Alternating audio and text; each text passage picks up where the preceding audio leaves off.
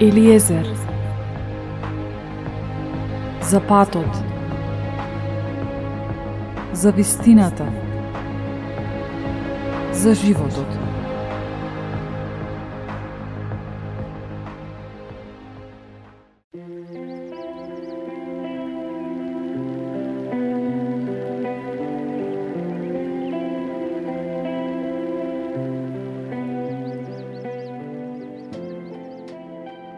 Дали понекогаш се прашуваме дали нашиот живот на вистина е важен?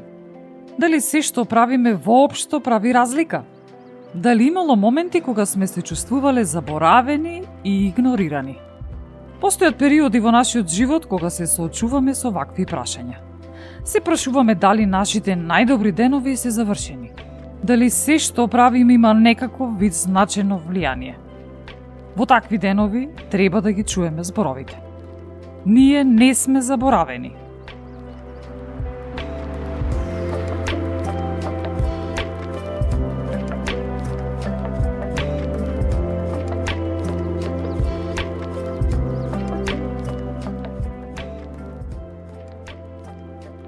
Во прво послание на Петар, првата глава, стои: Вие не сте заборавени, зашто сте избрани и предодредени од Отецот Бог.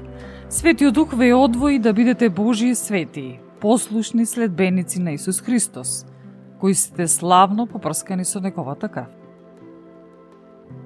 Кој од нас нема такви денови кога се прашуваме дали нашата служба на Небесниот Татко прави некаква разлика?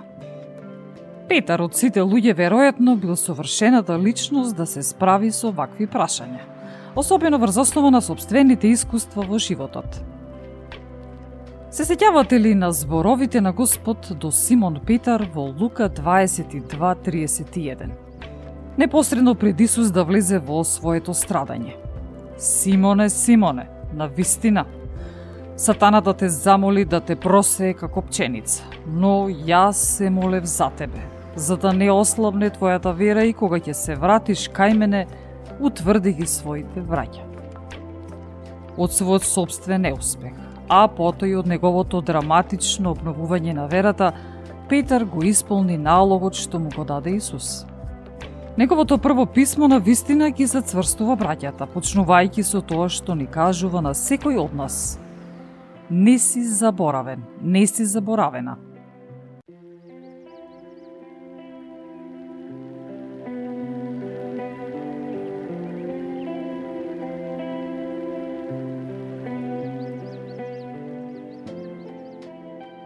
Една од главните тактики на ѓаволот е да не убеди дека воопшто не сме важни. Дека сме целосно заборавени и дека немаме никаква вредност за Божјото царство.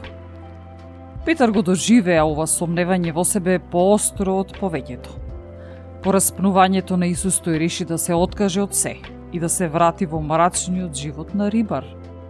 Но како што гледаме во приказната на Петар, Исус нема да се задоволи со тој резултат. Наместо тоа, тој не бара, исто како што направил со Петар во Јован 21 кај Галилејското море. Одвојувајќи време да го пронајде Петар, да го повика, да оди со него, да разговара со него, да го увери и повторно да го постави како негов ученик.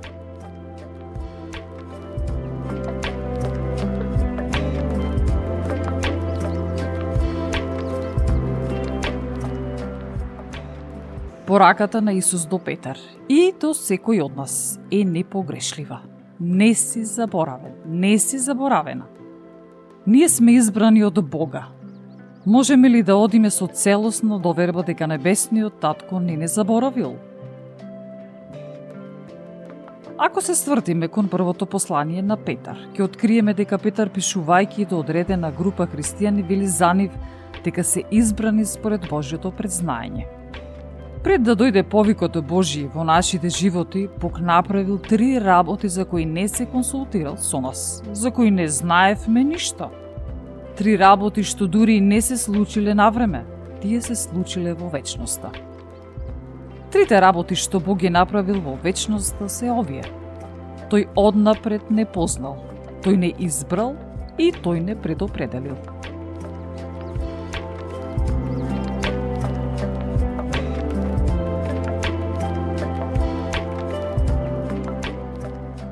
Тој однапред не познал, тој не избрал и тој не предодредил.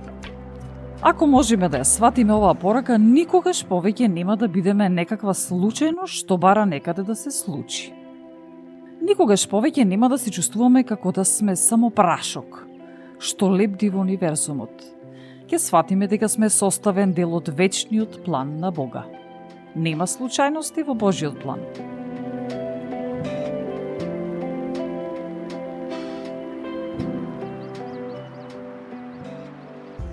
Тој однапред не познал. Тој не знаел однапред. Тој не знаел пред да се родиме. Тој не знаел пред да ни биде дадено име.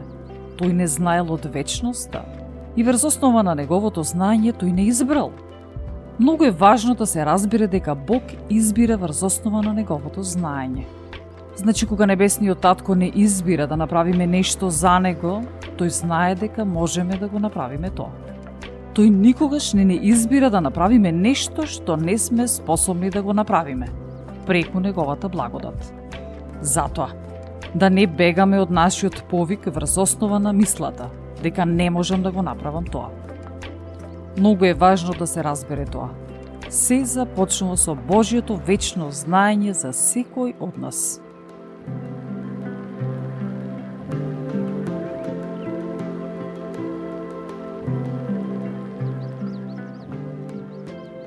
Бог не познаваш и не повика пред почетокот на времето. Ние не сме заборавени. Најдобриот начин да се бориме против обидите на сатаната да го наруши нашиот повик во Бога е со објавување на она што Божиот збор го кажува за нас. Ајде, да ја дадеме таа изјава заедно токму сега.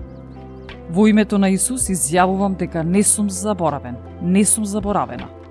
Како што е наведено во првото писмо од Петар, јас сум една од избраните, според предзнаењето на Бога Отецот, во осветувањето на Духот, за послушност и попрскување со крвта на Исус Христос. Ова е мојата исповед, денес и за секогаш. Не сум заборавен, не сум заборавена.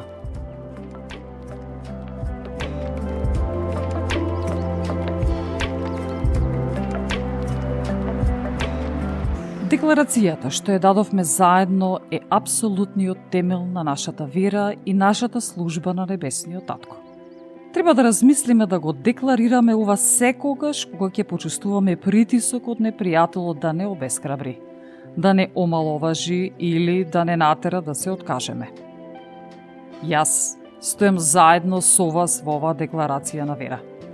Верувале или не, секој од нас ги доживеал тие повремени денови кога чувствуваме дека нема смисла да продолжиме. Не сме заборавени. На секого му е потребен овој потсетник. Уште еднаш.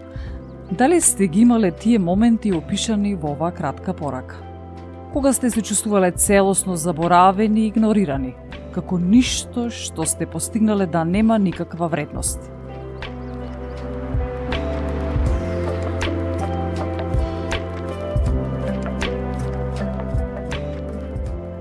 Ја завршувам ова кратка порака до вас. Затоа, возлюбени, бидете постојани, непоколебливи, секогаш изобилувајте во делото Господово, знаејќи дека вашиот труд не е залуден во Господа. Драги мои, вие сте сакани од Бога, повикани од Отецот, оправдани од Исус и овластени од Светиот Дух. Вашиот живот и вашето дело се од голема вредност.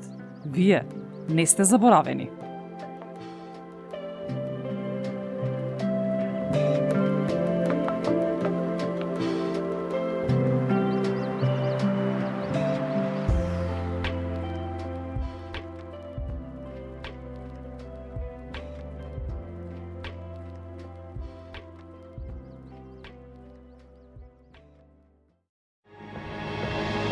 Елиезер.